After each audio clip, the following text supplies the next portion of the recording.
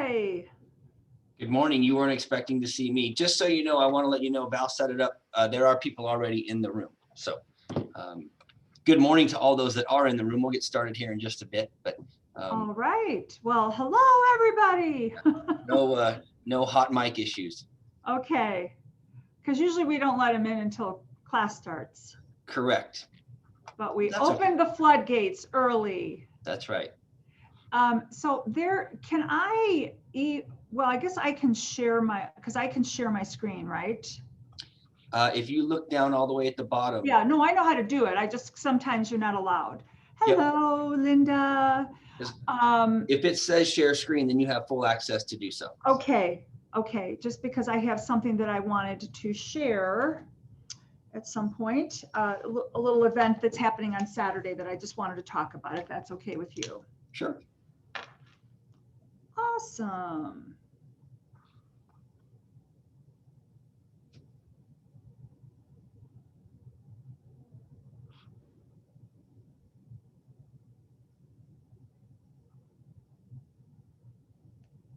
All right, since we have a little extra time, I'm going to play with those that are in the group chat or in the room already. Do me a favor, if you don't mind. Again, I'm John Sanders. I'm with Chicago Title, but I would love to know, for those that are in the room already, using the chat room, what office and where do you work? When I say where, put like Summerlin or North Las Vegas or Henderson or downtown Vegas. I'd love to know, since we're killing a little bit of time. What I'd love to know is, when you're doing that, if you can also add how long you have been in real estate. There you go. Because Let's that see who knows how to use that chat feature. Helps us know our audience. Helps us know our audience. Okay. I'm just looking for the thing I wanted to share.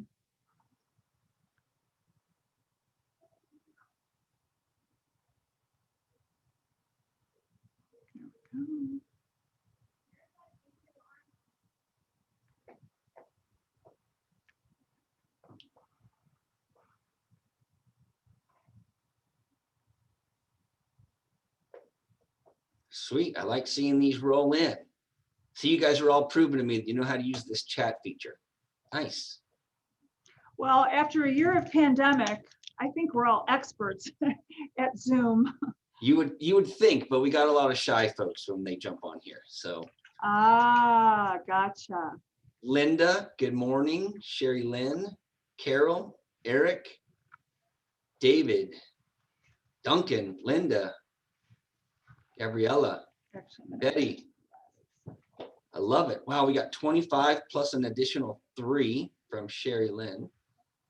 Oh, a bonus 3 years? Let's see here.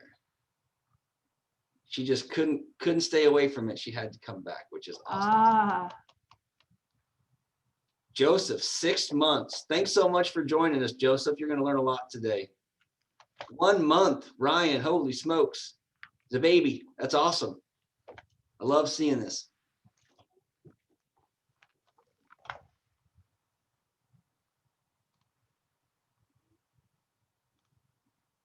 Derek, Henderson, I like it. Trish and I both. We love to call Henderson home.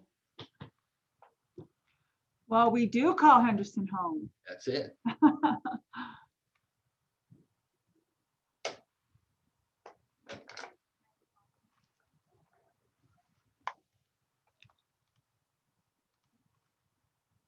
We have somebody that did a deal with Trish in the early 90s. Early 90s. Wow.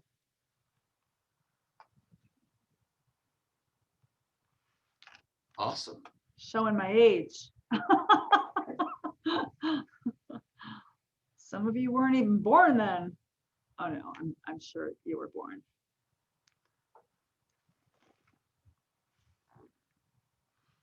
Where is our amazing friend, Mr. Matthew Farnham?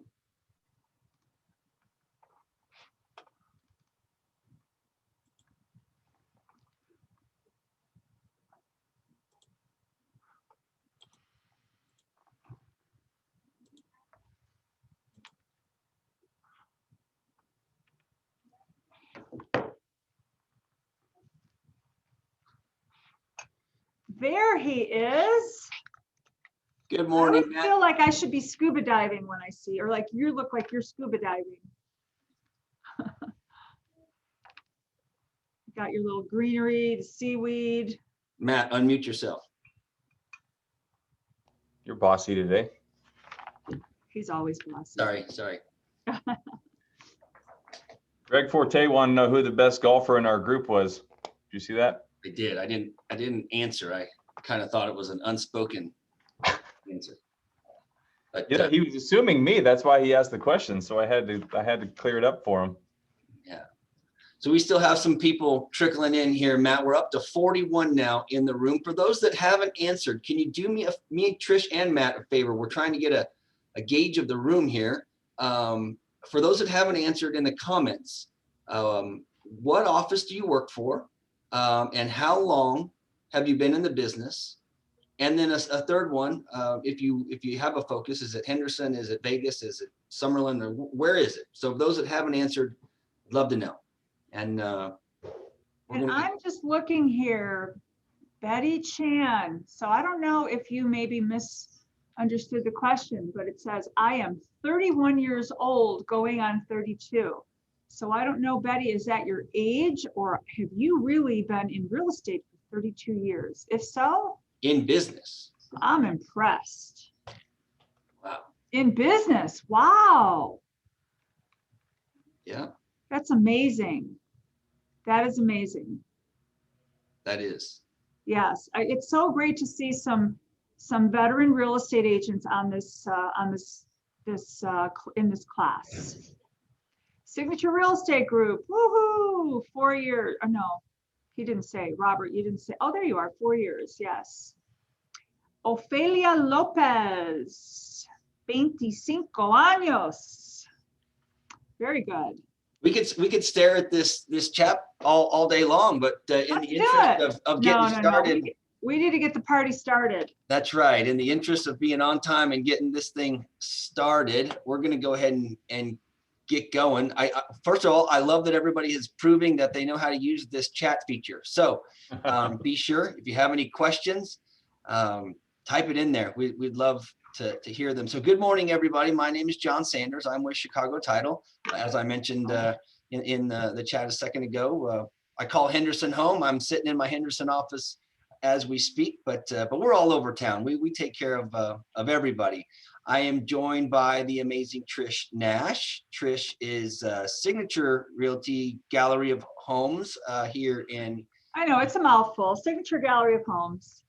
and the amazing Matt Farnham. Matt is kind of under the sea at the moment in his beautiful blue office. But Trish, Matt, good morning. Good morning. Good morning. Good morning. It's great to be here and great to be with everyone. And I just saw somebody who said hello from like centuries ago at Realty Executives when I was there. Yeah, it's great to see it. We were saying it's great to see so many agents that are have been licensed a while, as well as new ones. 1 month, it's wonderful. Yeah. So we're going to go ahead and get started. The way this will work is Trish and Matt will cover HUD homes. It's great information. You're going to take a lot of great information away from this. And then following Trish and Matt, I'm going to share a little bit about a resource that I love. And I know Matt loves it too. It's called HomeBot. For those that don't know it, Tom Ferry said that it's one of the top 10 resources every agent needs to know about in 2021. I'm not an agent, but I'm a consumer, and I get the email every 2 weeks, and I bet you it takes me all of about 5 minutes to open it up every time I get it. So with that being said, stick around to that, and everybody smile real quick, even though you can only see me, Matt. By the way, just so you know, Trish and Matt, they do this every month, and they have to track this. This is a program that they need to do. They love to do, but they also need to do. So when they're taking little selfies, that is why. But anyway, Trish, I'm going to turn it over to you, and I'm going to start sharing the PowerPoint if you are ready for me.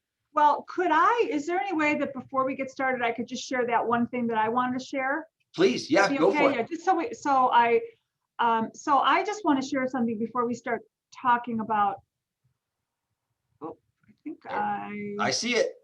No, is it say change your point of view? Yep. Okay, cool. So this, I'm going to increase it a little bit in size here. So I'd like to share with you an event that's going to take place Saturday from 2 to 4. I sell a lot in Lake Las Vegas. And I have a little cul-de-sac right next to the country club in South Shore. South Shore is the guard gated community. And oftentimes agents, feel a little intimidated by South Shore because it's guard gated and maybe you don't really know a whole lot about it. So what I decided to do was we're having this event called Change Your Point of View. And what it really is you're going to change your view by looking at these beautiful view lots. They're view lots. There's 7 of them in a cul-de-sac. And it just so happens they're located right next to the country club. So we are going to be showcasing those lots. We're going to have like a ultra lounge outside with red carpet. There's going to be champagne. There's going to be raffle prizes such as round of golf at South Shore private golf course, Jack Nicklaus Golf Course. And we're going to have some other, a weekend stay, I believe, at the Westin. So some really nice prizes. And then we're going to have a tour of the country club.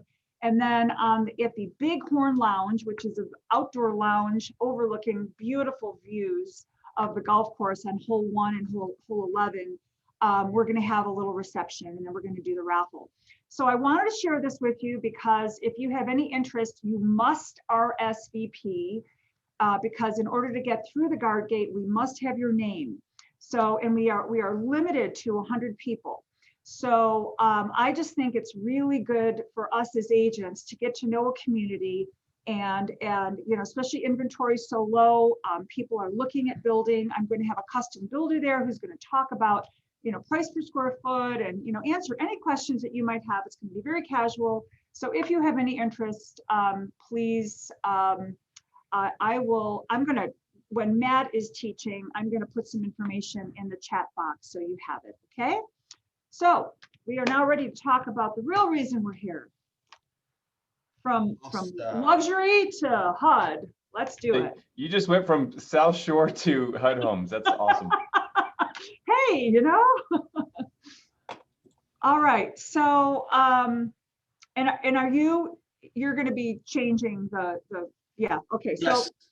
So we got a gauge of everyone that's here, and thank you for doing that. And I have to move my, I always seem to have an issue doing this. Here we go. I just moved my chat box. So if there's questions and if I miss them, John, just please let me know. But feel free to answer any questions. And I really can't wait till we get back to live so we can engage in person. Matt and I are local listing brokers with HUD. There are about 10 of us. And could you go back to the first one, just so we're not distracted by the verbiage? As I just want to sort of set the groundwork here so they understand. In order to sell a HUD home, you have to be a listing broker. And as I said, there's 10 of us, and we are required to do these classes and to educate agents, to educate consumers, to educate lenders, to educate anybody about HUD homes. And one of the challenges that I see, and I'm so glad to see that we have 50 people in the room right now. One of the challenges I see is a lot of agents don't understand HUD. And so they cannot communicate that to their buyer. And they could lose potential clients because of that, because there is the perception that a HUD home has value. And although right now the inventory is low, it will not surprise me that we are going to see more inventory come up because of the fact that, the pandemic that we just went through, and if there are individuals, because it is an FHA loan, which I'm going to get into on the next slide. But I just want to thank all of you for being here and taking the time to learn about this, because there's some intricacies to this. And as Matt just so eloquently says, it's not difficult, it's just different. So if you can go to the next slide, please. So what is a HUD home? It's a FHA insured mortgage. So the borrower used an FHA loan in order to purchase this piece of property. The lender acquires the property, then they submit a claim, FHA claim, And then the ownership, it goes to HUD. HUD then sells the home through the asset management company that we work with, and then it will be listed with Matt or I or one of the other local listing brokers. A HUD home can be single family, townhome, or condo, or any other type of residence, but no more than 4 units. And please, oh, okay, I see, oh, I'll have to look at that later. This is the new look of HUD. And what we want you to see is that HUD, many people have the perception in their head that HUD is, you know, the dilapidated house that's falling apart and that really needs a lot of work. So here's a listing of a HUD home that we had several years ago. But this shows you, here's a home in Seven Hills, great, great, great condition. And interior is in great condition. All the appliances are there. There has not been damage to the property. The exterior looks nice. So you can go to the next one, John. Anthem Highlands, another home, carpet in great condition, walls in great condition, everything's in great condition. So then lastly, we have Summerlin, and also another home in great condition. Now, not all of the HUD homes are in great condition, but I will tell you that most of them that we see really are. And so that's why it's important for you to be able to convey that to your client when they do ask about HUD homes. So what are the benefits of buying a HUD home? Why would a buyer even bother? So HUD is going to pay up to 3% of the buyer's closing costs, but that must be negotiated in the contract. It's not a given. If it's a condo or townhome, project approval is not required. So I'm going to explain this a little bit. What that means is that, you know, I don't know if you've ever had somebody that maybe the price point that they're in, they can only purchase a condo or townhome, but they're going FHA. So then you want to submit an offer, but we find out that it's not an approved, it's not an approved project, meaning FHA will not do a loan for that particular unit. And it has to do with occupancy. You have to have at least 51% occupancy of primary residents, not investors. And so during the recession that we, back in the late 2000s, we saw all these investors swooping in and buying condos for, $50,000, $100,000, and then renting them out, which then brought up the investor ratio too high, and so FHA would not do a loan. But if it's a HUD property in that unapproved project, you can then they will do financing on it. So IA finance types have the option of doing an FHA standard loan with escrow repair. That probably doesn't mean anything to you, and it sounds like a foreign language, but Matt is going to be talking in depth about financing, and that will give you an opportunity to understand what that means. Owner occupancy priority bidding period, and then low earnest deposit. Well, I'm going to go back to owner occupancy bidding period. It's 15 days. And so an investor cannot put a bid in on property. It has to be owner occupant. There are some exceptions. Matt will get into that. But so that will protect that owner occupant. And then low earnest deposit, typically it's going to be about $2,000. It will be $2,000 based on the purchase price. And more benefits, but wait, there's more. Good Neighbor Next Door program available in certain areas for eligible buyers. Matt is going to get into that in more detail, but that has to do with firefighters, police officers, teachers, and EMTs, emergency technicians. And then all homes are listed in the HUD home store. This is important. So that is a website that you definitely want to write down and to remember. And I'll be explaining a little more why that is so important. And then quick response to bids, typically within 24 hours from the bidding deadline. Let's see, I just see a question here. I need my glasses. We'll be sending slides. Oh, vets. No, unfortunately, that is not part of the Good Neighbor Next Door program. But that is, Matt's going to get into a little more about VA, but I will just tell you that because HUD homes are sold as is, we have done transactions with a VA loan, but you have to remember that on a HUD transaction, HUD is selling it as is, and Matt will get into that in more detail. And then the FHA 203K owner occupant rehab loan with it, which is an amazing product. And if you're not utilizing that, that is something that you really should utilize. And Matt's going to get into that in more detail. And then if FHA financing is used, termite inspection and treatment will be paid for by HUD. And the field service management company will only clear the active infestation. That's very rare here. We don't typically have a termite issue, but if there was an issue, that would be dealt with. And then sealed bids and bid transparency. What that means is that Matt or I, as the listing agents, are never going to see the offers. So if you call us up, now that we know each other from class, and you call up me and say, hey, Trish, I took your class, come on now, let me know, how many offers do you have? And, where do I need to be? Well, unfortunately, I don't know. All I can tell you is that the lockbox has been going crazy. We've had lots of showings, and we're probably going to have lots of offers. We do not see the offers when they go in. There is a portal that you're going to use, and we never see them. So bid transparency and sealed bids. All right, next. Oh, and priority once again given to owner occupants. And where do you find the HUD home? So I want to elaborate on this a little bit. HUDhomestore.com and local MLS. So if you go into the MLS and you see a listing, it is very important for you to look to see when the bidding deadline is.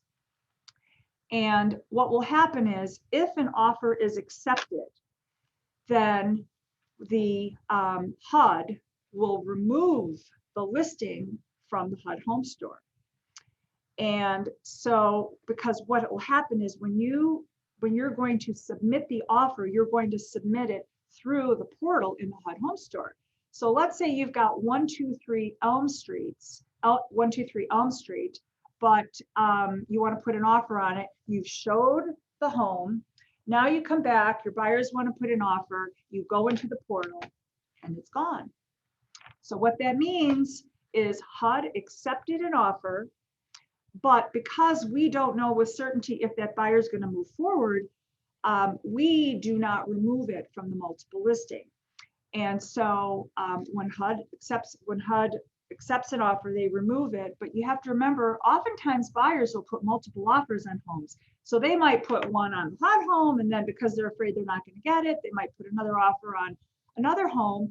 And maybe when HUD gets back to them and says, congratulations, your offer has been accepted, maybe they already have another offer accepted with another home, and then they decline accepting that offer. So now HUD will do one of two things. They will either then just go ahead and relist the property, or they'll go to other backup offers. So please keep in mind, it is so important to look at when the bidding deadline is in the agent to agent remarks or on the HUD home store, and check to see if it's in the HUD home store before you take your buyer out, because that's very frustrating. I've had agents call and say, why do you have it on the MLS? You shouldn't have it on the MLS. And then once I explain it, then they understand. And then I say to them, and you need to come to our HUD class so you can better understand the ins and outs of HUD.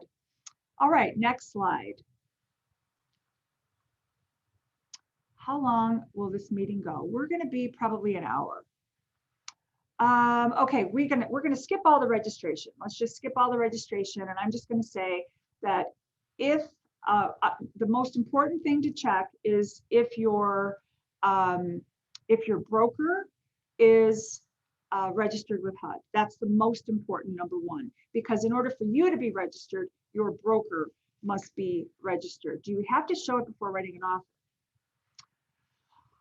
Well, you don't have to, but my recommendation always is that you should show the home, because I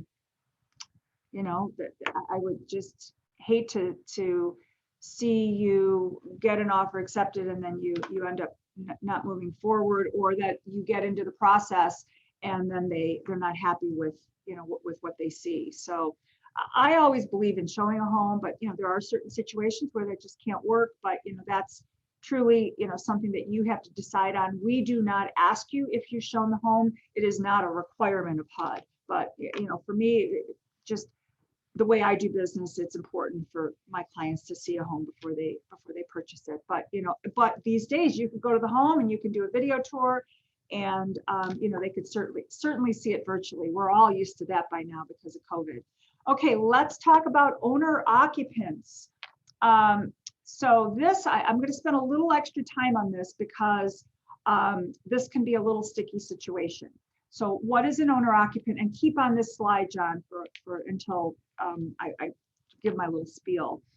An owner occupant is a buyer purchasing a property as primary residence for at least 12 months after close of escrow, and they have not purchased a HUD home as an owner occupant within the last 24 months.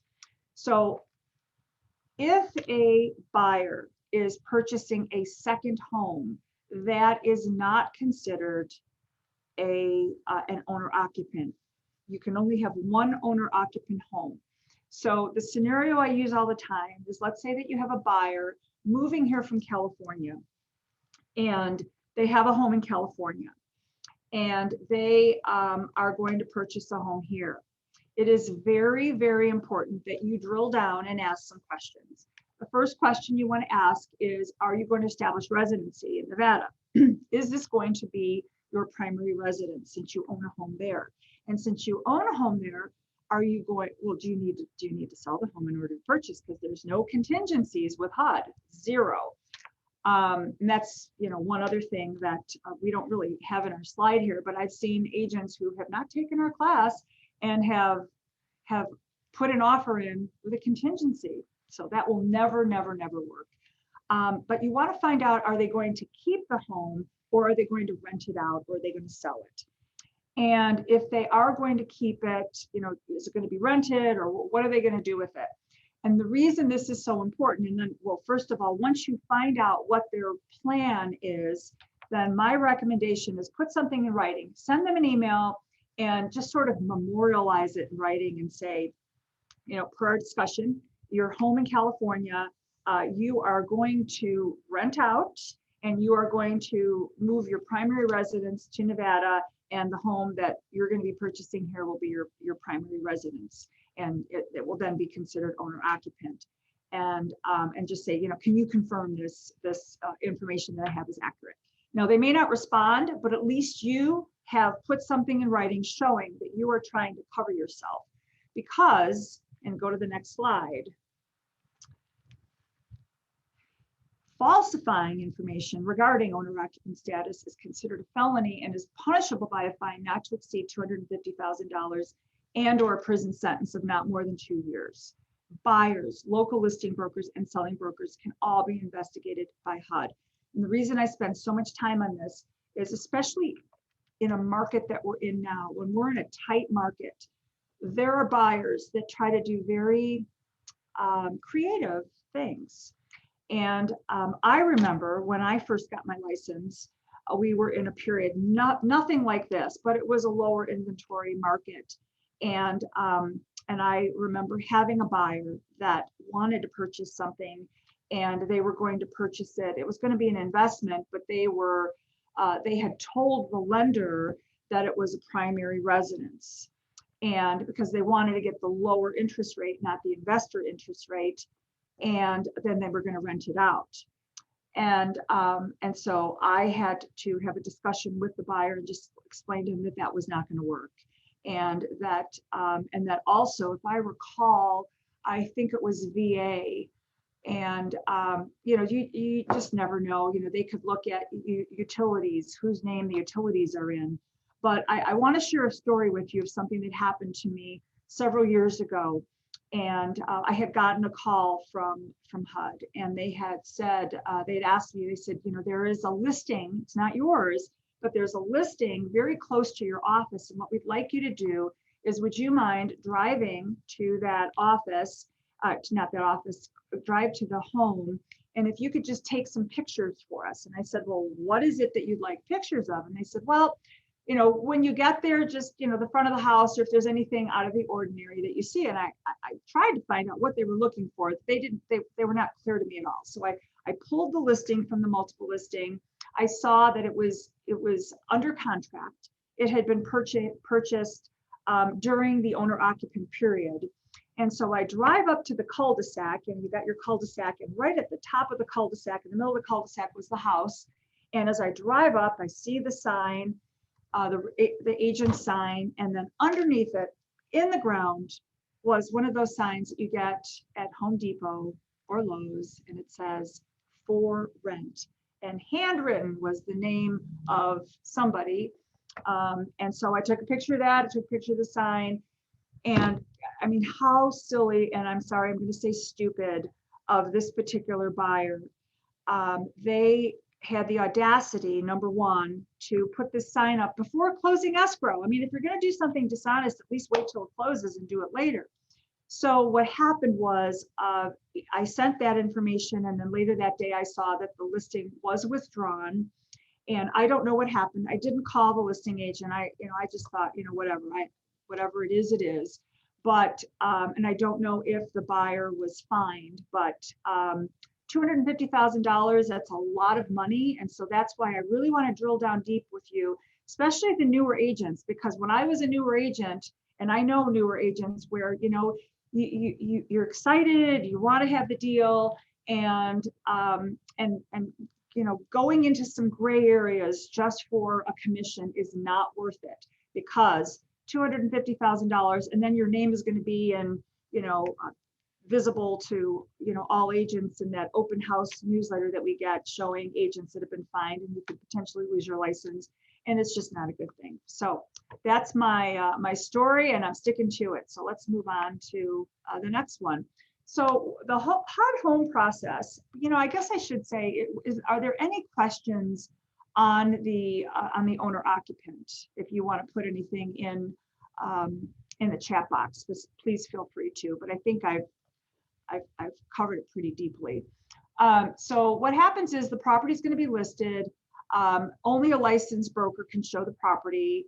And we say that because, we have situations where an agent might allow someone to get in with their card or whatever for the lockbox.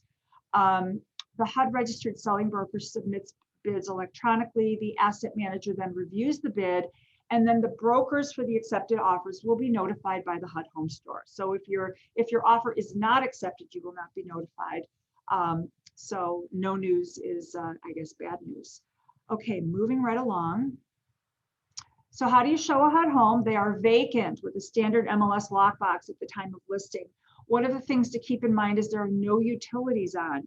So if you want, let's say that you have somebody that, now it's darker later, but if you have somebody that works and doesn't get off till, 7:30 or 8 o'clock and it's dark, it's going to be fruitless to show the home. Even if you have a flashlight, it just isn't going to show well. So do keep in mind that there are no utilities on. And if the keys are missing from the lockbox, please let us know. And then all purchasers must be accompanied by an agent, because there is a fine associated with that. They have, HUD has inspectors that come and look at the homes. And I had a situation where I got a call from the inspector saying there is a buyer wandering around in this house without an agent. And so not a good thing, that is fineable. All right, so if the bid's accepted, this is Matt. You can tell by the little golfer up on top, and I'm the cyclist, even though I haven't cycled in a while. Hey, I got me a Peloton bike now, though. I'm right behind you, Trish. Awesome! I've got my Peloton. I use the Peloton. I guess that counts as cycling. All right, thank you, Matt. All right, guys. So good news. Our bid was just accepted with HUD. So what do we do next? So through some of the slides that are coming right behind this one, you're going to see this kind of change road sign real big. And I'm just bringing attention to things that might be different than last time you might have sold a HUD property. There hasn't been any major changes in the last year to 2 years, but prior to that, there's a lot of changes from what you may have experienced if you sold one a few years ago. So if your bid's accepted, you have to get your signed sales package delivered to the asset manager within 2 business days. And now that's actually moved to DocuSign. It took HUD forever to move to digital signatures, but now it's done digitally, which is going to be much better experience for you and your client. The earnest money no longer goes out in the package either. So it used to be you had to sign a hard copy with wet blue ink. You overnighted it to California with an actual earnest money check with it. Now it's all signed digitally, and the earnest money check is actually delivered to the listing broker's office. So if it's my office or Trisha's office, you literally bring it in. We'll make a copy. We sign a receipt for you, and then we have to email that receipt to the asset manager to show them proof that we have it in our possession, that you've dropped it off. We'll hold it in a lockbox here, and then once escrow is open, the contract's fully ratified. It's our responsibility to get that earnest money check delivered to escrow to proceed. So again, new process from what you might have had before. And then you have the title company that you're using is who the check is payable to. For years, it was something different, but now if you're using Chicago Title, the check's payable to Chicago Title or ABC Title or whoever title. So again, that's different than the past as well. And then the asset manager is going to get the contract. So what's going to happen is the contract comes out to you first for review. You're going to give a thumbs up that it looks good. It goes out to your buyer for signature, comes right back to you in DocuSign for signature. Your broker signs it. The broker, whoever has the NAID number for your office, that registered broker will sign it as well. Then it goes to the escrow officer that you have chosen to use, and they will sign the closing instructions. They have one signature they have to do, and it has to be digital. So give them a heads up that that's coming. And then now all that goes back to HUD for review and ratification, and then you're good to go. So it sounds like a lot, but it is a piece of cake, just taking it one step at a time. All right, next, John. So earnest money information. The earnest money is different depending on the sales price, but this is one of the benefits of HUD properties is it's never more than a couple $1,000s. So if the sales price is $50,000 or less, it's $500. If it's $50,000 to $250, it's $1,000. If it's beyond $250, it does go up to $2,000. But typically for a home that's $300,000, you'd have at least $3,000, if not $4,000, $5,000+ of earnest money. So low earnest money, very minimal risk, excuse me. And then after the contract's ratified, the asset manager is going to send you the fully signed contract. The escrow will, open as normal. You'll start to coordinate inspections and financing and all those types of things. And then we'll talk about home inspections and financing a little bit more on the next slides. So your complete contract package is going to include, well, now it's all done digitally. This used to be what you mail out, but this is what's actually coming to you digitally. It's the actual one-page sales contract that HUD has had a one-page contract for a long time. But behind that contract, there's a lot of other documents that you will, review with your client and sign. Here's some of them: a lead-based paint disclosure, if applicable, a flood zone addendum, if applicable. And then the two that I have in bold there are newer. We are now what's called a buyer select state with HUD. What that means is you get to choose, or your buyer gets to choose, who they want to use for escrow. For years in Vegas, we were a designated closing agent state where you didn't have a say so. It had to go with these particular title companies. So now that it's your choice, you're going to fill out a one-page form which tells HUD who you're going to use. You do have to have their title ID number. So just as Trish mentioned, a broker has to be registered with HUD, so does a title company. I would just submit to you that if you call your escrow officer and say, hey, what's our title ID number for your for HUD for your title company? If they can't answer that question, probably not the best escrow officer to use. The best one for your HUD transaction, go to somebody who's got a little bit more experience with them. And then closing instructions, that is a 5-page document where the escrow officer is simply going to sign acknowledging that they do understand that HUD's closing process is different and they're going to play by HUD's rules. And then they just acknowledge that and it goes out to them. And again, that earnest money no longer goes out in the package. Yes, most properties are selling in the owner occupant time period unless they're just in really rough shape. And just like anything else, sorry, the question popped up, I'm answering. Like any other home, I mean, these homes are highly influenced by an appraised value on the list price. But as you guys all know, some of those appraisals we see are right on, some are low, some are high. Well, if it gets priced low, it's going to have 100 offers on it. If it gets priced high, it might sit there long enough to be opened up for investors until they get to a price reduction. Again, it's all subjective based on who did that valuation. So here's a screenshot for the earnest money. Again, it's now payable to the title company you're going to use. So we can move on, John. Proof of funds pre-approval. Trish might have mentioned this, or she's talking about showing the home first, but you're probably going to have this before you put them in your car anyways, especially in this crazy market. But we do need to have proof of funds or pre-approval that does need to be provided to HUD.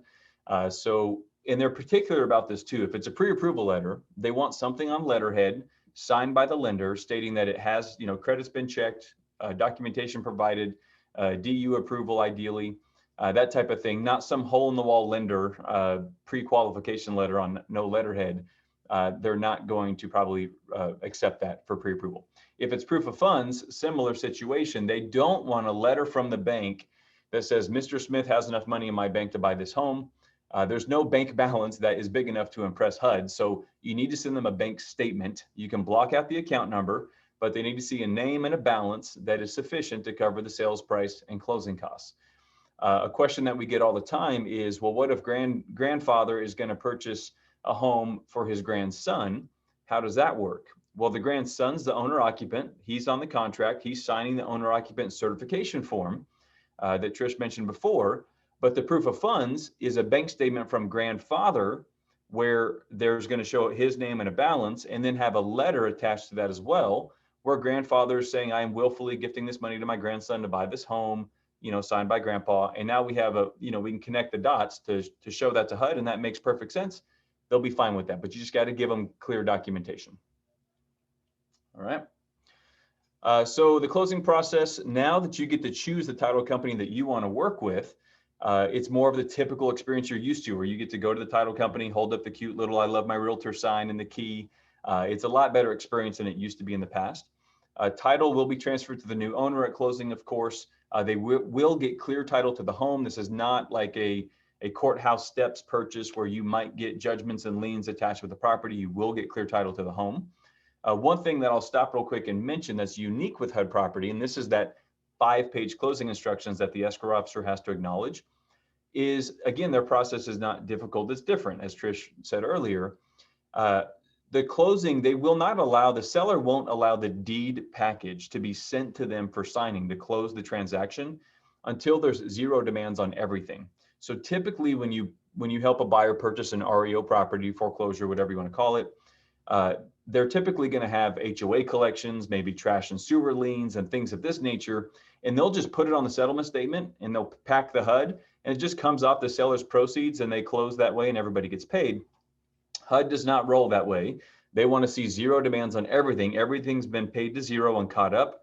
At that point, they'll allow the package to be sent and they'll close. We have not closed a day late on a HUD transaction in a long time. That wasn't the buyer's fault, unless there's some crazy situation with squatters or something involved that's out of the buyer's control. But as far as the typical transaction process, HUD is always ready to close. So that won't take longer to do all that. The field service manager, so there's the asset manager who helps market and sell the home. That's who we work for. And the field service manager, as Trish explained earlier, is to maintain the property safety and security. But that is also the company who actually negotiates these balances. So this is who clears the debts, Joseph, you just texted us. So they're the ones that are going to work with the HOA to get that paid down to zero and so forth, and they'll get paid back at closing from HUD. All right, so then the buyer's responsible for rekeying the property. Please do not give them that HUD key. Some of these HUD keys have been around a very long time. There's probably vendors all over the city that have some of these keys. It's not safe or wise for your buyer to keep that key. So a great closing gift for your HUD purchases is going to be get your locksmith out there and get them a new set of locks the day of closing. And of course, we will remove all our signage after that. All right, so let me get a swig of water here because I'm going to ramble at you quite a bit on these next two slides. So if you understand these next 2 or 3 slides, you'll have a huge head start on understanding how to successfully sell HUD properties. So here's what happens before HUD brings a home to the market. They do 2 primary things. The first one is they have the field service manager. The FSM is going to do an inspection on the home. Now there's not utilities on when they do this. So they're hooking up a generator for power. They're blowing air through the pipes to see if it holds a certain PSI for plumbing. So you do not want to rely on this inspection for your buyer's home inspection. However, it is one of the few disclosures you'll actually get from HUD. HUD does not do an SRPD. Write that down. They don't do an SRPD. I know what Nevada law says, but keep in mind HUD is federal. They trump state law. They will not do an SRPD, and your broker, 99% of brokers in town already know that and understand that. So it's not going to be required in your file. So they're going to do this inspection. Also, the second thing is an as-is appraisal. So HUD's going to order an FHA as-is appraisal on the home for two primary reasons. Number one, to give them a value, and that value is going to be a high influence on what the list price is. For the list price as well, they're going to use an AVM, which is an automated valuation, similar to like a Zillow's estimate or Realtor.com estimate type thing. So they have one of those they use. They also get a broker price opinion. So if it's a listing of mine, I have to do a BPO on the property. And then the as-is appraised value is the third factor, which my understanding is the biggest influence on what that original list price is. The other thing that as-is appraisal does is it tells them what required repairs would have to be done for this home to be FHA insurable. Now, keep in mind, this is HUD. Everything HUD talks about and does is through FHA language because HUD is FHA. So they might say the as-is value is $200,000, but for this home to be FHA insurable, where the buyer can do an FHA loan, they have to do these 1, 2, 3, 5 repairs, missing water heater, missing air conditioner, things like that, to be FHA insurable. But the as-is value in its current condition is this, and that's the value they give HUD. So let's talk about these first two on the screen. The first one at the top is IN, which stands for insurable. Any HUD home on HUDhomester.com, and then some of us agents are better than others at putting this in the agent-to-agent remarks as well for you in the MLS, but it will clearly state what the insurability is, if it's IN or IE or what it all means. So if HUD says we did an FHA as-is appraisal, and that appraiser said there's nothing that has to be done to the home to be FHA insurable, then they'll list it as insurable, which means that your buyer theoretically should use a regular FHA loan if they want to, and there won't be any required repairs for their FHA loan. Those appraisal conditions that come up, like strapping the water heater, things like that, they don't expect there to be any. Now, there could be, if a different appraiser goes out there, the new appraisal that has to be done that your lender would order for the buyer, if they tag something, well, now we have an appraisal condition, and then we would have to switch to this second one here. But theoretically, the expectation is there would not be any required repairs if it was an insurable property. Now, keep in mind, if you're using conventional financing, VA, private money, cash, whatever, the home is as is, 100% as is. But if it's listed as insurable for FHA, then you would assume that you're probably not going to have appraisal conditions for conventional, and maybe not even for VA either. We have successfully closed many homes with VA on HUD, but as you guys probably know, VA is almost always like super as is, where repairs have to be done prior to closing. They can't be done after closing. So, and HUD is super as is, meaning they won't allow repairs to be done prior to closing. So VA is challenging. If you think anything's going to come up on the appraisal, it's going to kill the deal. So talk to the lender ahead of time, make sure it makes sense to put that offer in, because HUD will accept it if it's the best net to HUD, because they just look at VA as other form of financing, just like they do in the bucket of conventional financing. And then if it's conventional, I mean, same thing. If we have appraisal conditions, it's going to be a challenge to close because it has to close as is, unless the lender is very flexible to working something out after closing to get that transaction closed. So get with your lender, make sure they're educated on HUD properties, because many of them are not, unfortunately, and make sure you're working with somebody who's closed many HUD properties so your client has a much better experience. So the second one would be IE, insurable with escrow repair. This is probably the most common way HUD homes are listed, where they say, okay, here's the as-is value, and it's not insurable in its perfect current condition, but if you do these 1, 2, 3, 4 things, then it would be FHA insurable. And as long as those amounts are less than $10,000, so let's just say it is a missing water heater and a missing air conditioner. So let's say it's $1,000, $4,000, it's $5,000 for those couple items. HUD's going to say, all right, it's an IE property because $5,000 is way under $10,000. And your buyer can use a regular FHA loan. This is a 203B loan, a regular FHA loan, not a 203K rehab loan, but a 203B loan. And what they do is they can actually finance those required repairs into their loan. Their repairs are done right after closing by the HVAC contractor or plumber of your choice. And then the lender holds that additional $5,000 with them. As soon as the work is done, they pay those vendors. The appraiser goes back out, signs off on everything. Everybody's happy. This is super simple. It sounds like a lot, but I promise it's not. Again, working with partners that know what they're doing. And keep in mind, if the home was IN and something comes up on the appraisal, no problem. You can modify it to a repair escrow and just finance that repair. So let me give you an example on this. Let's say it's just $100,000 for easy math. So you're going to have an FHA loan at 3.5% down payment. So your base loan amount is now $96,500. You have a mortgage insurance premium with an FHA loan. So now you're about $98,000 and change. Plus, you're going to borrow an extra $5,000 for these required repairs. Unless your buyer wants to bring cash to the table, they can, but that's not typical, especially with rates, in the threes right now.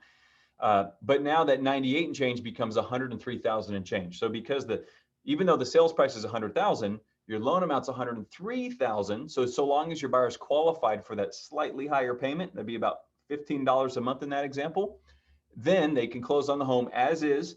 Lender holds the money, they get the repairs done, lender pays the vendors, everybody's happy. Super easy. And again, if those required repairs go all the way up to $10,000, you can still use this program for a HUD REO with an FHA buyer. Now, again, if it's not FHA, it's as is, period. So what's really cool about this is many of you have probably driven around town in the last 2 years in this market with an FHA buyer, feeling like you're at a disadvantage, that you have no chance to get them a home because they're FHA, they're competing with investors, competing with big down payments, they're competing with homes that need repairs that they just can't do. Now your FHA buyer has the biggest advantage of anybody in the market on a HUD property, because number one, it's going to be exclusive for owner occupants for the first 15 days. We'll talk about that more. Number two, if there's required repairs at all, FHA can finance it on this program that's unique to HUD REO, that a conventional buyer, VA, private, they have to close as is. So big advantage here where they're probably not competing with cash in those big down payments. So please keep that in mind if you take away nothing else from this talk. All right, John, let's go next two. So the next two are uninsurable or uninsurable, but still eligible for FHA if it's a 203K rehab loan. So the first one would be if HUD says, you know what, this home is beyond $10,000 of required repairs to be insurable. It's just too much work. Maybe there's some serious water damage. Maybe the ceiling's caving in. Maybe it's adjacent to overhead power lines that are in the fall zone that kicks FHA out. Those types of things, they're just going to say it's uninsurable. We won't even look at an FHA offer. It's probably going to sell to a cash buyer at that point, or private money that does not require an appraisal. The next one would be UK. This means that it's more than $10,000 of required repairs, but it's still reasonable items that could be done if you do a full rehabilitation mortgage through FHA. Just to tip the iceberg on this thing, 203K is an incredible program. Trish and I have done classes on this in the past and probably will again in the future. This is a take your lender to coffee or lunch to make sure that you get educated on it, that they know what they're doing. But it's probably the most underutilized, awesome program in our marketplace. And here's the very short version is, let's say a home is $100,000. And let's say you got to do $8,000 of required repairs on the home, but you want to do $20,000 because you want new countertops, energy efficient appliances, new windows, carpet paint, all that stuff. You can actually get a $20,000 rehabilitation loan on that. So your loan might be closer to $120,000 if you're qualified for the payment. You can finance all those into the purchase at like a crazy interest rate, right? These days, it's an incredible program. The problem is getting a seller to accept your offer because most sellers and listing agents don't understand the program. It is HUD, it's HUD's program. They understand it, they're not scared of it. So if you're gonna net HUD $1 more than a cash buyer that wants to close next week, HUD will actually take your offer and no other seller in the market would actually do that. So again, if you really understand this stuff and how to use it for your clients, there's a lot of opportunity out there to use these things. In a 203K, even if you go back one slide, John, even the insurable one, even though there's no required repairs, your buyer can do repairs if they want to. They might just do 5,000 repairs because they want to, not because they have to. Now they can still do a 203K if they want to. If it's listed as IE, again, you might do 5,000 because you have to, but another 5 or 10 or 20 because you want to on a 203K. All right. So let's stay on these slides real quick. John, actually go forward one more. Okay, yeah, let's back up two. So this one right here, these two slides are actually the easy way to explain the timeframes to you. So these two right here, as you can expect, or have a much better chance of being sold to an owner occupant buyer. So HUD understands that. So these are listed with a 15-day exclusive bidding period, which is for owner occupants only. Trish explained earlier that's a primary resident. So these are open for 15 days before investors or second homeowners can bid on them. The way that they do the 15 days is split up. So the first 10 days, it's closed. So if you put a home on today, it doesn't matter if you bid on day 1, 2, 5, or 10, doesn't matter. HUD's going to come in on day 11, look at all 10 days worth of bids simultaneously, and they're going to award the winning bid. If somebody bid good enough to be accepted, it'll be the best net to HUD that gets the bid accepted. So let's say today is Wednesday and today's day 11. They come in this morning and they're looking at the last 10 days. They'll notify the winning bidder. If there's nobody who's bid good enough to be accepted, HUD does have an undisclosed threshold on every property. So they will take less than asking price. We always get this question, but they won't take lowball bids. They just don't do that. After day 10, that's today's Wednesday, day 11. If nothing's acceptable from the first 10 days, then today is daily bidding. So you bid today, you find out tomorrow. If you get it tomorrow, great. If you don't, you have to bid again tomorrow to find out on day 13 at that point. So it's 1 day unique bidding period, daily bidding after that first 10 days. So now let's say we get to day 15, and today is Wednesday, day 15. You bid today, you find out tomorrow on Thursday. If Thursday you get it, great. If you don't, Thursday is still daily bidding moving forward, but it's also the first day on day 16 where investors and second homeowners and everybody else can also bid on the property. All right. So if you go to the next one, John, these two, HUD understands you're less likely to go to an owner occupant. So these only have a 5-day exclusive bidding period for owner occupants.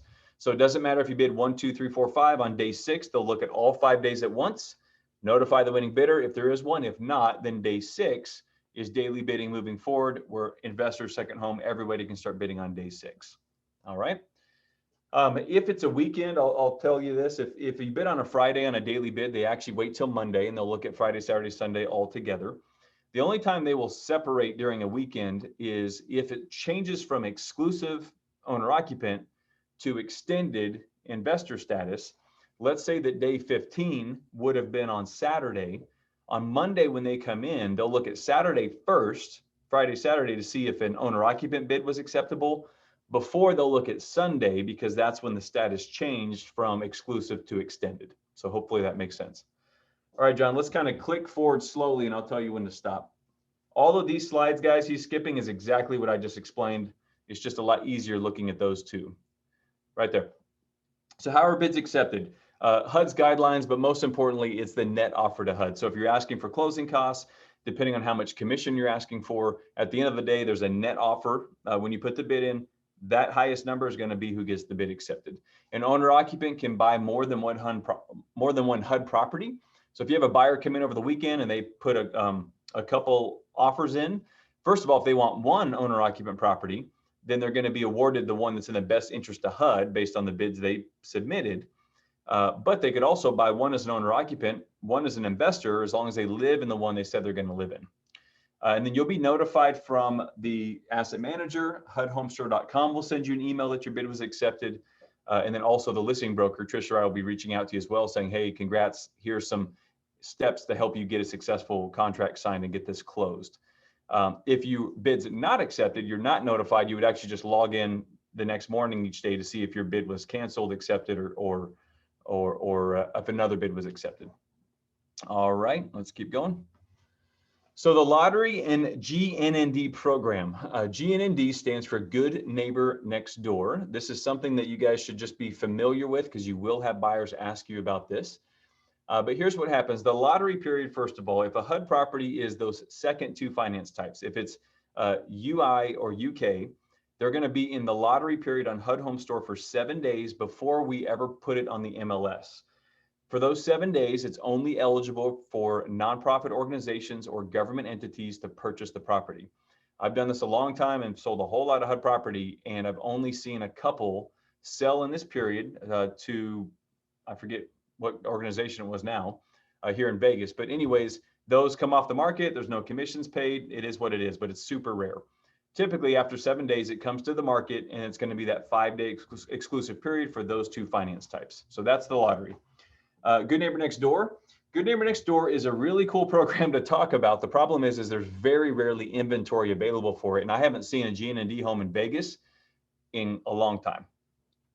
If you go to HUDhomestore.com, you can search for homes by status, and you can actually click a little link that shows you the GN&D properties across the country, and it will change the color of the state on the map if it has any properties available. So that's the quick way to go check it. But let me give you the again, tip of the iceberg, because buyers might ask you about this and you want to have an answer. But if you see the cute little pictures at the bottom, this is for police officers, school teachers, firefighters, and EMTs, emergency medical techs, where they essentially can buy a home at half off. So if a property comes to the market, it's $200,000 and it's eligible for the program, they all put bids in at exactly half off. So everybody's bidding $100,000. It's literally a lottery, pick out of a hat who wins the bid. And then they can get the home for half off. They have to work or service the area that they're in. So let's say it's a Clark County school teacher, Clark County home. If it's a Metro police officer, it needs to be in Las Vegas, not Henderson. Those types of restrictions, but they're pretty easy. They have to live in it for 3 years as an owner occupant in the program. There's some other rules and so forth in the program, so you can study that on your own time. They do not pay commissions in these transactions. Or closing costs, but you get half off the home. You can put that stuff into the purchase. They allow you to do that. So again, incredible program, fun to talk about. Just don't build your business plan around it, because there's very few opportunities that ever come to the market. All right, next, John. Guys, I know I talk fast. Sorry, just trying to get through this for you. Hey, Matt, before I move forward, I've been paying attention to the chat, but not the questions. I want to make sure that these 3 questions were answered. So Nicole asked, how long is the owner occupant period again? I think you covered it, but was it 15 days? Yep, we talked about that. 15 days for the IN and IE properties. It's 5 days for the UI and UK properties. And Brett asked, does price reflect escrow repairs estimate?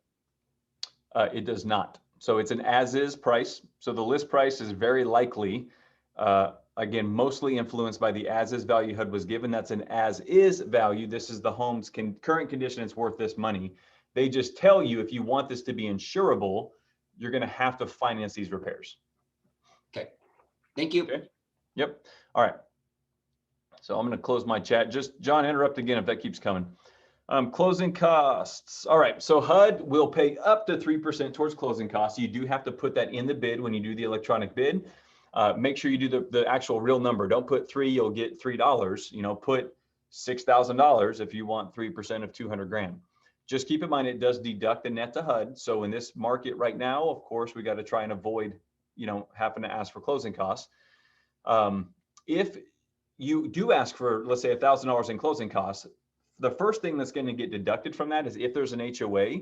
Again, I know what Nevada law says with the HOA demand and resale package.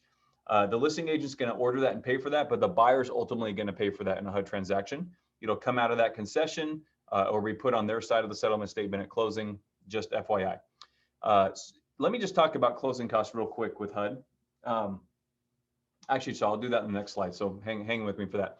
Investors must put $0 on line 5 of the contract. When you put the electronic bid in, line 5 is how much you want in closing cost help. Investors have to put 0. They won't let investors ask for concessions. I've always cracked up over the years why I'll get a cash offer and they're asking for closing cost help. It makes no sense. HUD apparently doesn't understand that either. And then commissions, you can ask for up to 3% on the buyer side. So again, put the real dollar amount in, not the percentage amount.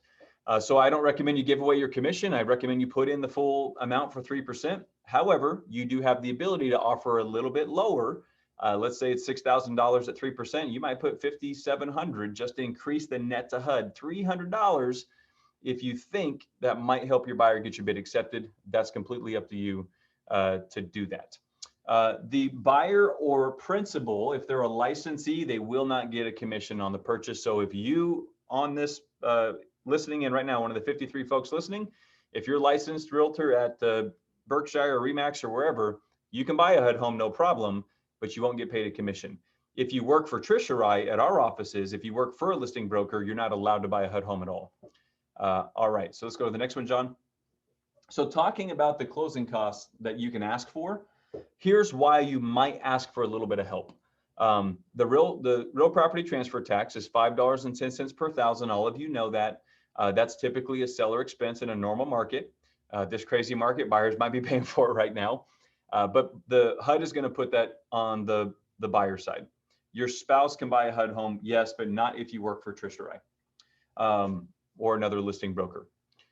So that's transfer tax, owner's title policy. The seller is going to put that on the buyer side as well. Escrow fees are not split 50-50 because they now let you choose who you want escrow with. That's on the buyer side as well.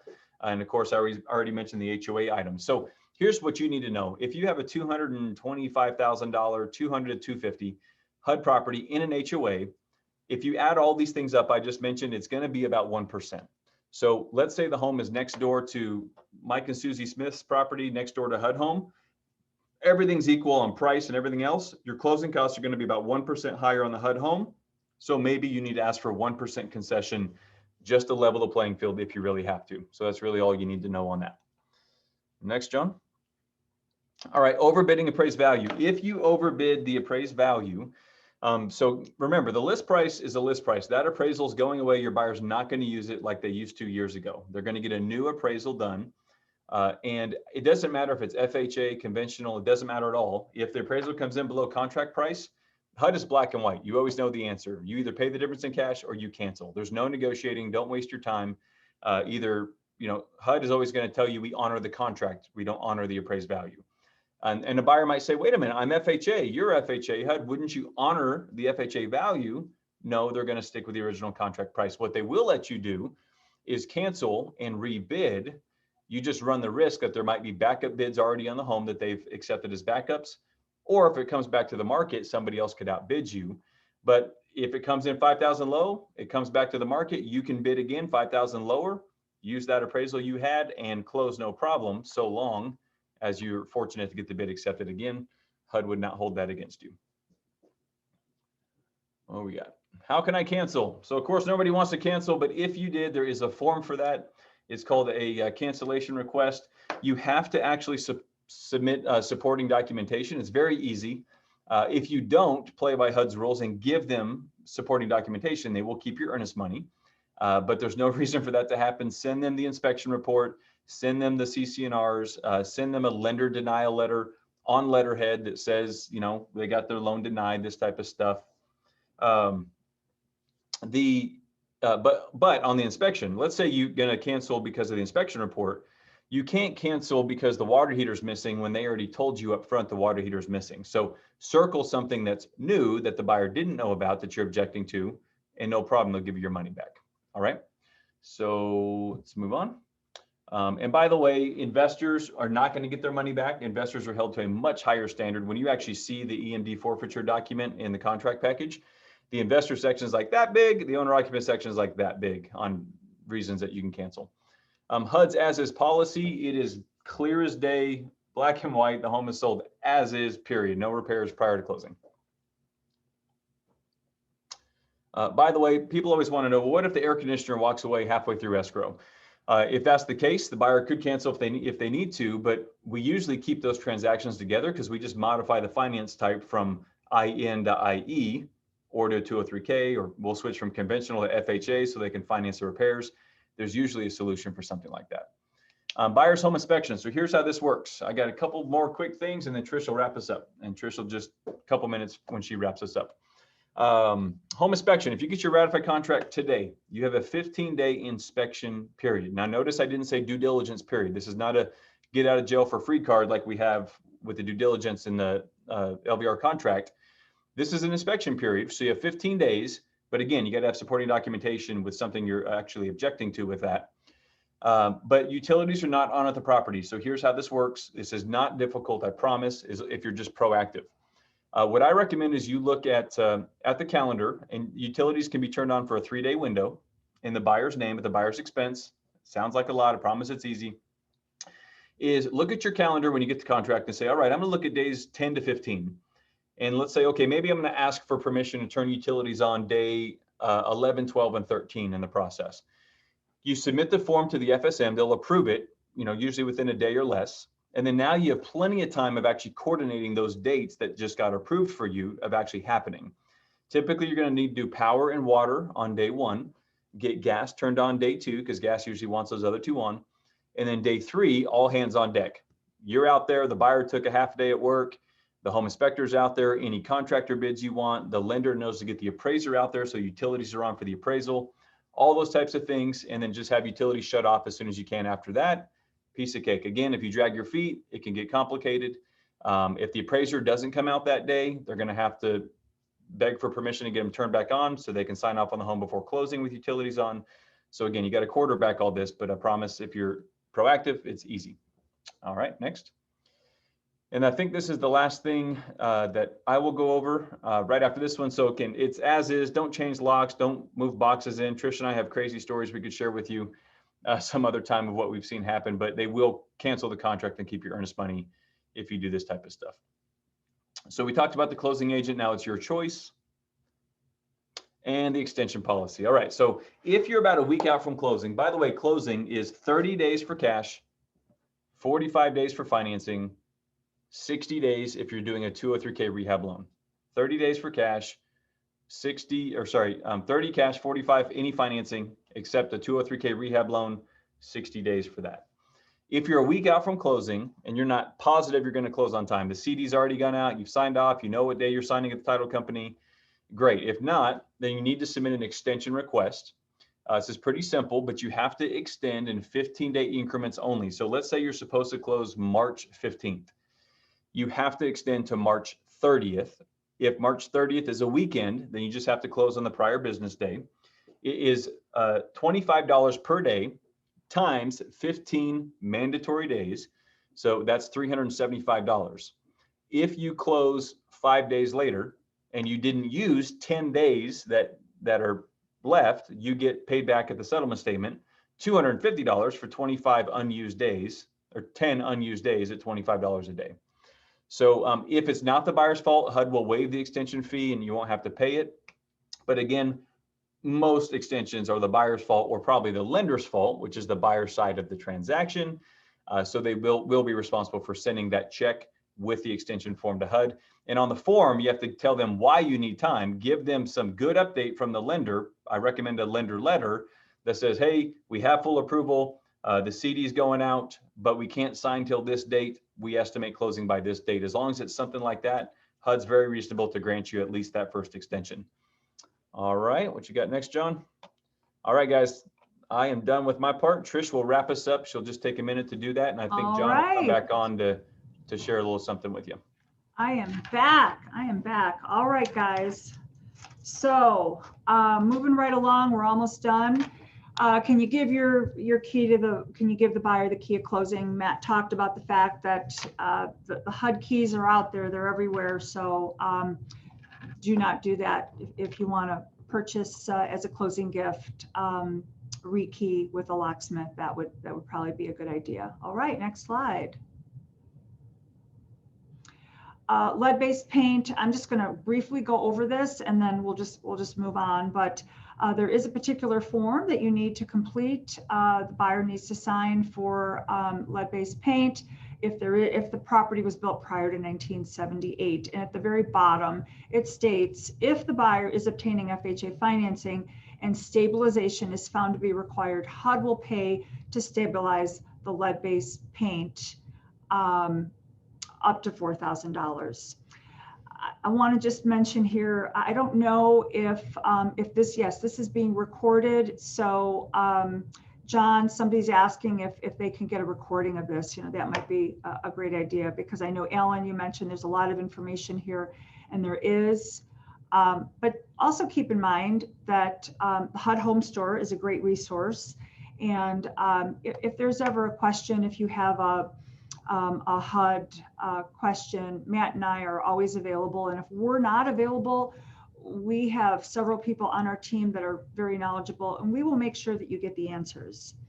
Hey, Trish, sorry to interrupt. Also, HUD.gov, guys, has a FAQ section that has hundreds of answers on stuff. And then if you go to Kronos Solutions, which is the asset manager, their website has a whole HUD section with just about all this information in their own presentation that they put on their website. So that's a good resource too. Matt, oh good, you just put that in there. And if you could put the Kronos information, just so they know how to spell that in the chat box, that would be awesome. I'll do that. Okay, so you can move on to the next slide. Just move, go ahead, move. Okay, so advertising HUD homes. So when Matt and I first started with HUD, one of the questions we would ask is how many in the group would like to have some new listings? And of course, everybody rose their hands, but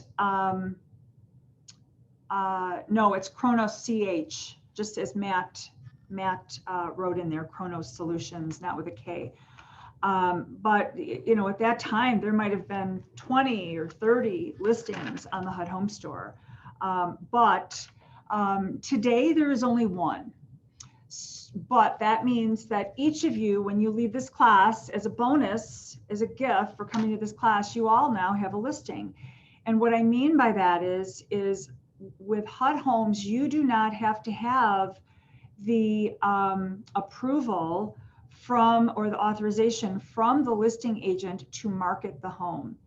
And so this is a great way to attract buyers, because buyers really are attracted to HUD Homes because, as I mentioned earlier, there is the perception that there's value.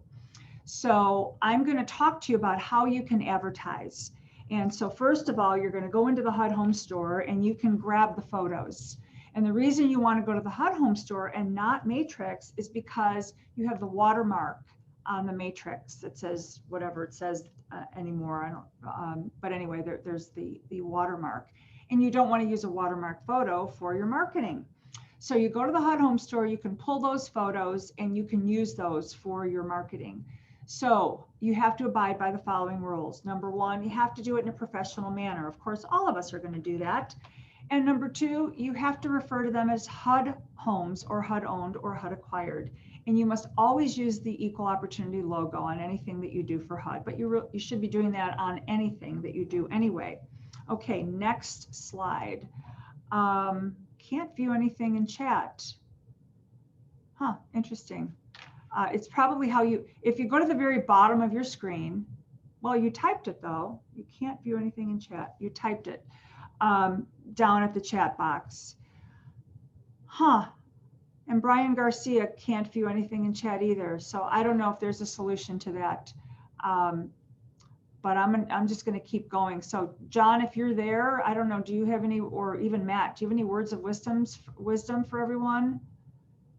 I can see it. I have it on the side. I'm so sorry. I walked away on a call real quick. What's the question, Trish? That's okay.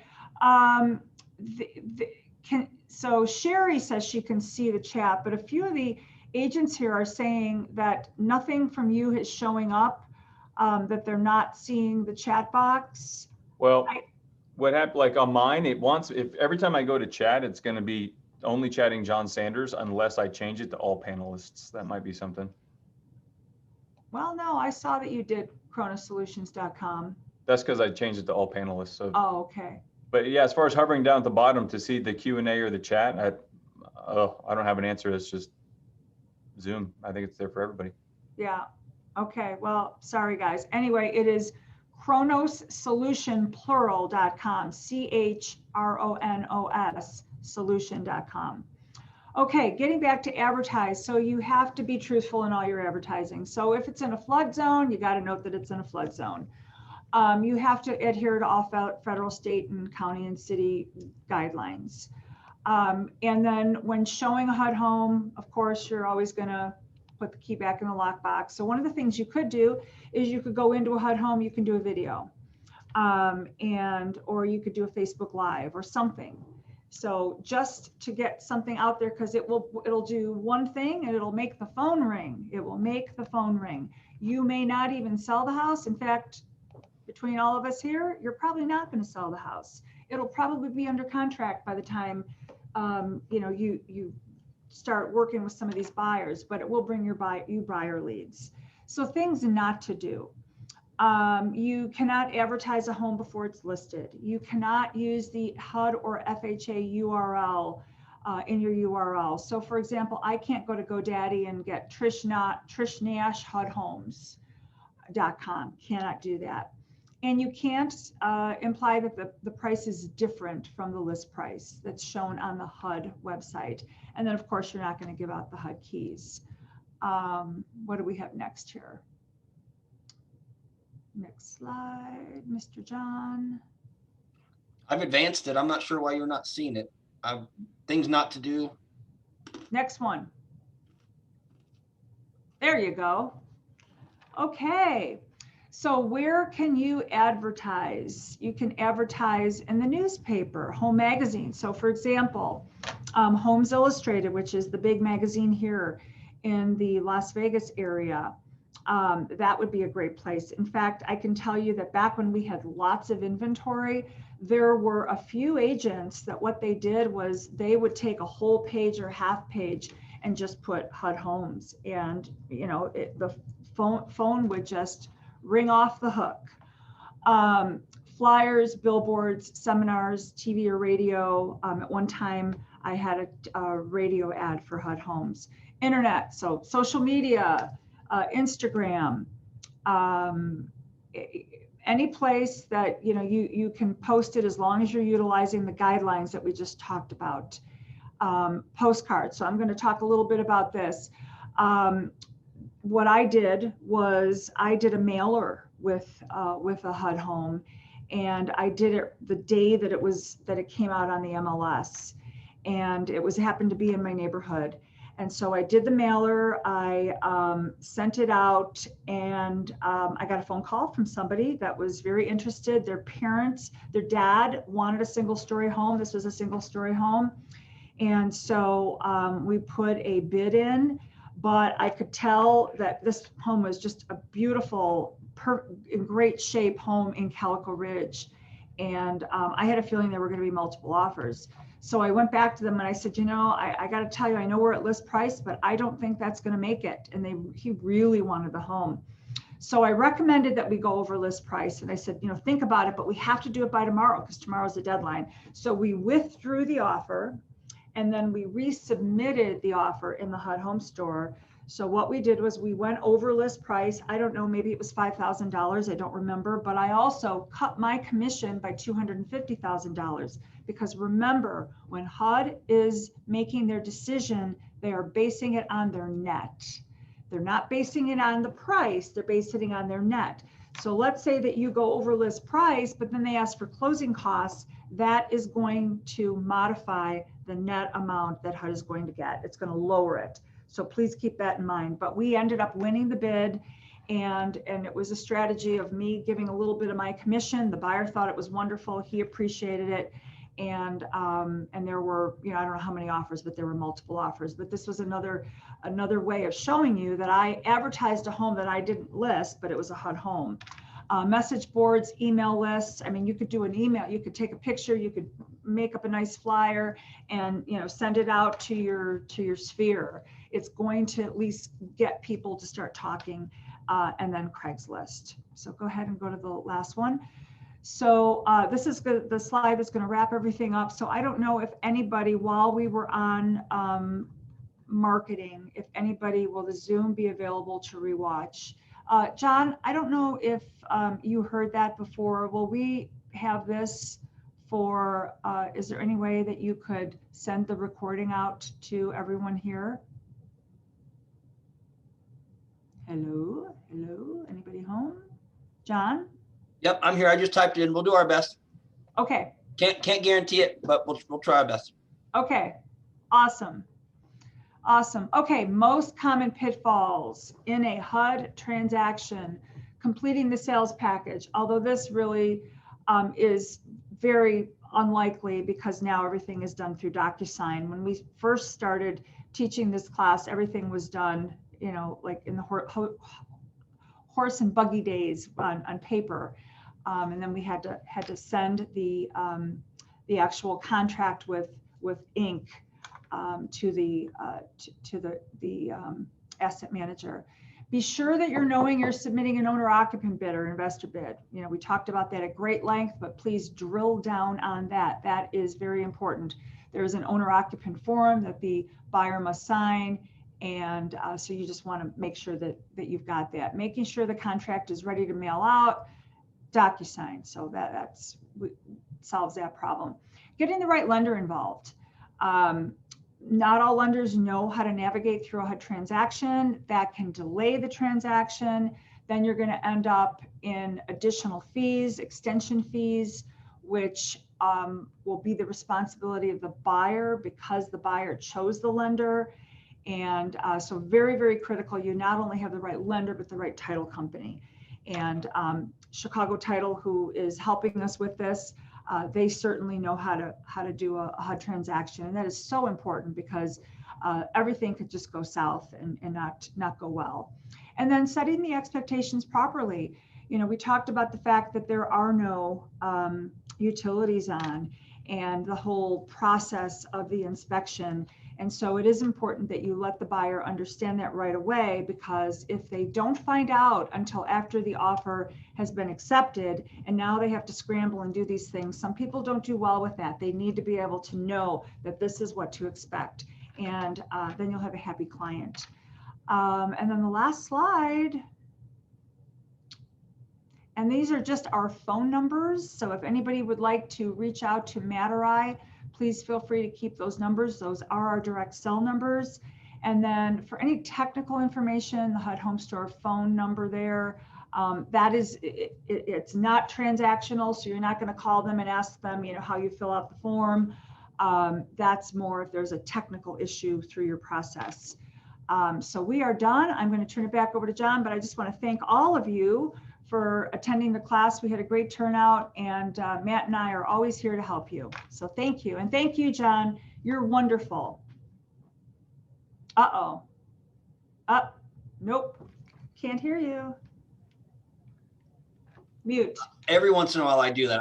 I thought I was a Zoom professional, and unfortunately I'm give it a B+. Anyway, one more picture for you guys so I can send it your way. A couple of things. I checked on the back end. There should be no reason why people don't see the chat. I'm sorry if you do. Maybe it's in your settings, but the chat is public to the group as it. Oh, hey, we are gonna. I'm sorry to interrupt, but I see some people asking. We're gonna do the HomeBot thing next, so stay tuned. Don't go away. Yeah, we're gonna put that in right now. So anyway, that was all I have here. So I am going to grab my little presentation. So bear with me. Trish, remind everybody one last time of your, well, I thought I lost everybody for just a brief second. I had a little panic attack. Remind them of your event real fast while this. Yes, so I put it in the chat box and I'm going to do it again, but it is on Saturday from 2 to 4.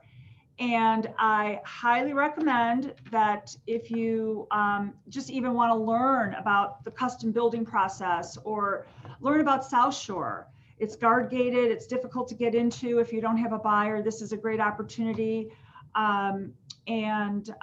Just to learn and to learn more about the inventory out there and to, you know, sharpen your skills on land. You can ask questions and it will be a lot of fun. So the information is there. It's rsvp@trishnash.com. And we need your name, we need your phone number, and of course we'll have your email address. And if you're bringing somebody, we need their name. We need to have every name, otherwise the guard gate will not allow you to enter in. So that's it. Thanks, guys, and on to HomeBot.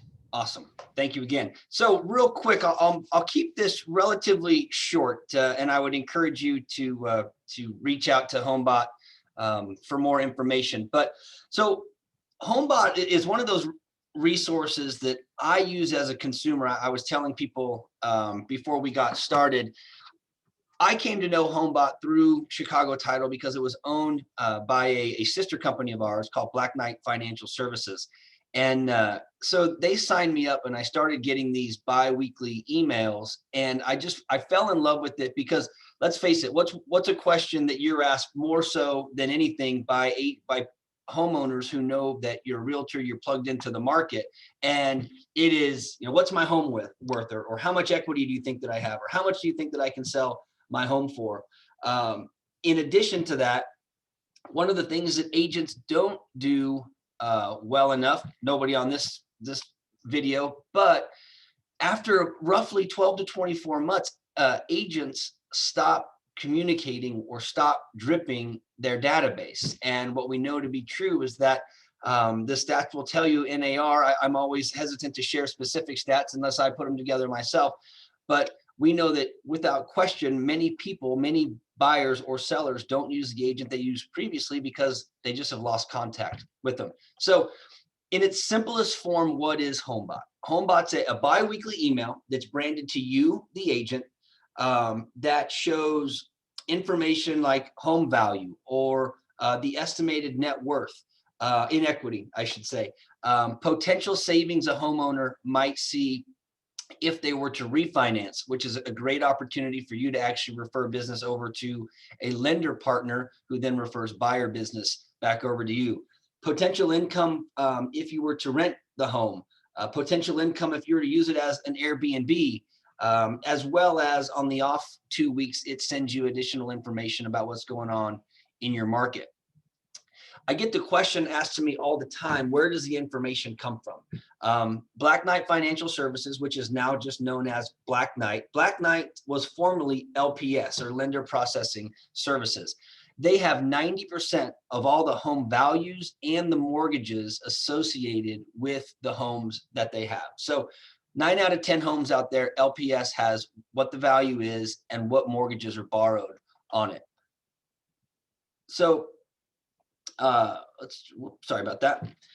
What I love most about it is my belief that every agent should have a couple of automated marketing systems built into where they can essentially put it on autopilot and set it and forget it. And every couple of weeks or every month or quarterly or every 6 months, depending on who your target is and what you're sending them, things should just automatically go out to your database of existing clients, past clients, sphere of influence, so on and so forth, where you literally have to do nothing from here for the next 10 years if you wanted it, and you continue to drip or to love on or to market those people. HomeBot has 75% email open rate after the first 3 months. Now, it actually has a much greater open rate than that if you do a couple of things in advance when you're setting up the system and you actually reach out to your clients and prep them for what's about to come. You tell them what they're getting, and I can promise you, you'll see a pretty significant open rate. It's personalized to you, the agent, and it has actionable items built into the system so that you can actually see what the agent or what the clients are doing kind of on the back end. Yes. Real quick, there's a question here from somebody that says, it's from Brian. Does HomeBot have to be paired with a lender? No, nope. I'll cover that in just a bit. There's basically 2 programs. There's a HomeBot format where you do partner with a lender, but you don't have to partner with a lender. It's actually quite a bit cheaper to do it to just as an agent. But no, good question. You do not. So now what I want to do is I am going to share with you the email that I get. So bear with me just a second. Changing over to what I'm sharing. And so it's always a bit. Let's go here and start share.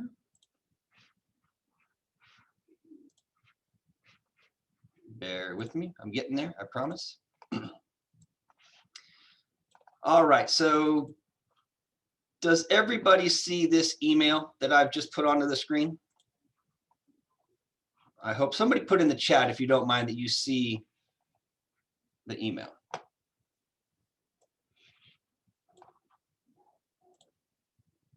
No. Okay. Well, let's stop share. We'll figure this out. All righty.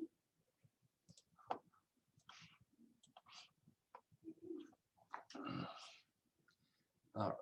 Hang in there with me just a second.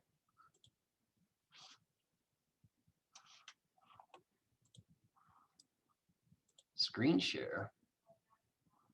Here we go.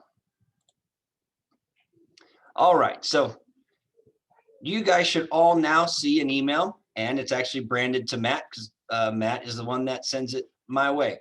So this is what the email looks like. When I open up the email, the very first thing that I see is I see a message from Matt.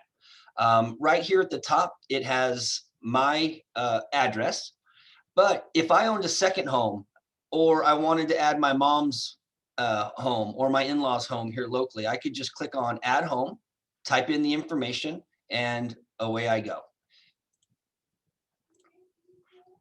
Hang on.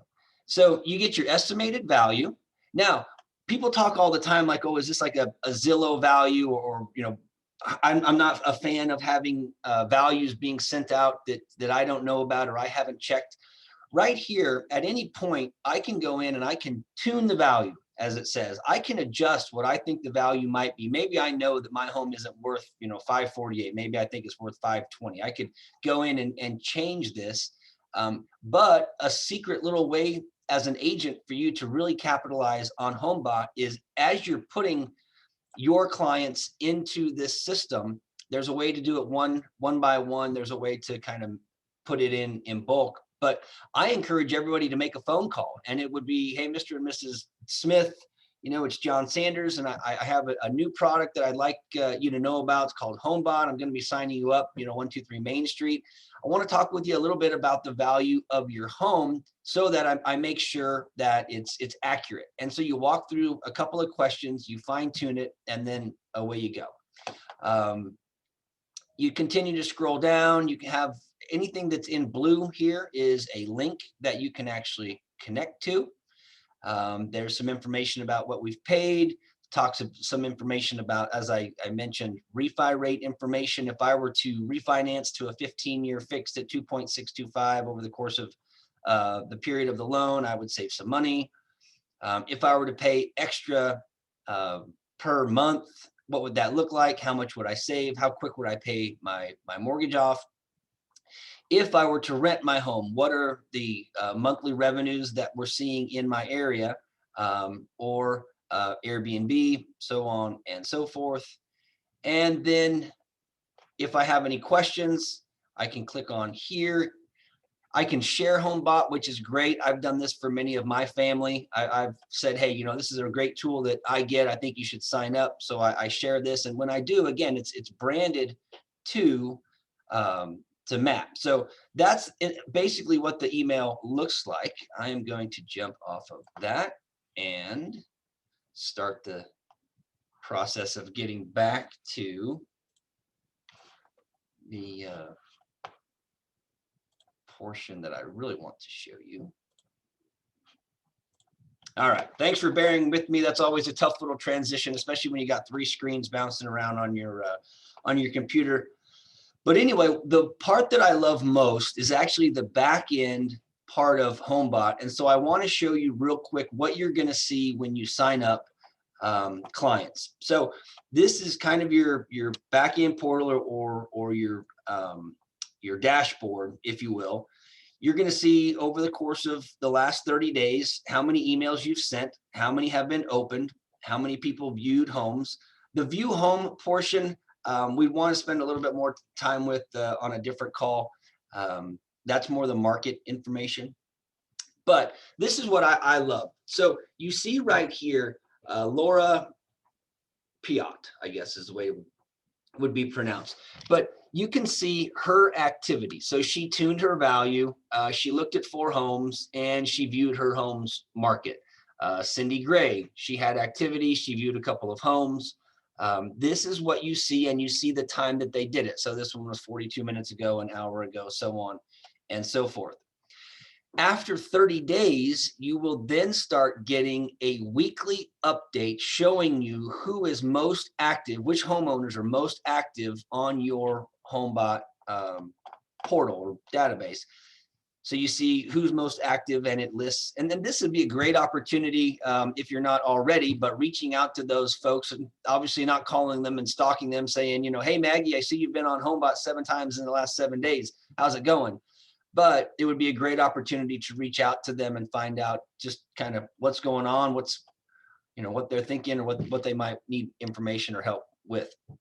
There's 2 ways to add clients. The first one is very simply just add their first name, last name, email address, and their their home address. If you don't put a home address in, then obviously there's not going to be any value or anything sent to them.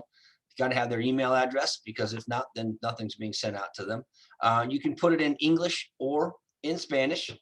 You can put in their phone number if you'd like to have it. There's also a landing page that you can actually use to promote yourself via HomeBot. You can put this out on social media. You can put it on your website. You can put it a few different spots where people can go in and find out what their home is worth, and then obviously generate leads to yourself. It is also mobile compatible. So when the email goes out, if I were to open it on my email, or I'm sorry, on my phone instead of my desktop, it would look just like this. For those agents that do postcard or mail marketing campaigns, it is also tied into Corefact, which we believe to be the best mail marketing system that's out there. In addition to being high quality, it also has the QR codes that people can scan and take them straight to your HomeBot. So it's a great little cross promotion of resources. And then finally, the cost. So as we mentioned just a second ago, there's a lender side that you can partner with, or you can do it yourself. I tell people, agents, this is in my opinion the best bet. So normally the setup fee is $50, but it's waived whenever you use our code. Normally it's $25 a month. You get a 10% discount again when using the code that we have. You only get 500 clients for the $22.50 per month that you're spending. You can buy an extra 500 clients in the system for $10. There's no contract, so you can cancel at any time. And that promo code that I told you about is Fireworks. One additional thing you'll need to do when you're signing up, just because it tracks kind of where people are and who they are, there's like a comment section. You'll want to type in my name, John Sanders. So that really is what HomeBot is all about. I would encourage you to Google HomeBot, go check it out. Or if you want some more information, I'll be sending an email out to everybody with the link that they can have with some additional resources to check out.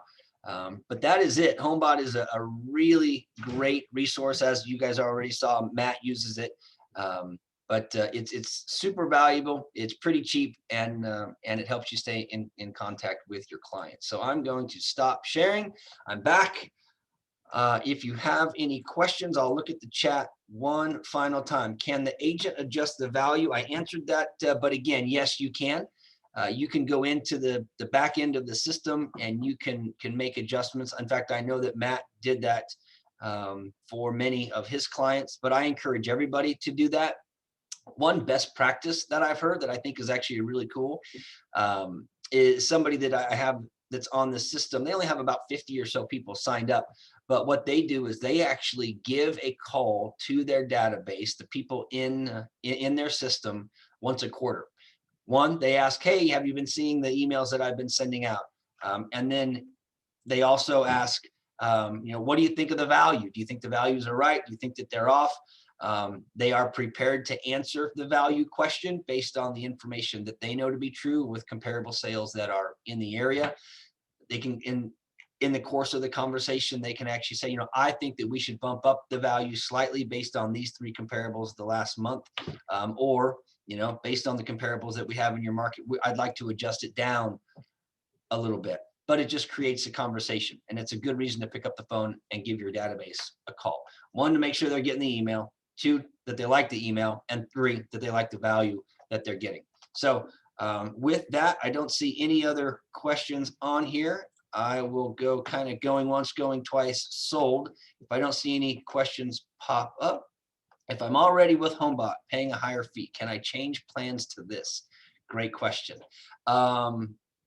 Eric, do me a favor. Let's talk after this. Fire me an email, John, John, john.sanders@ctt.com or john.sanders@fnf.com. They go to the exact same place.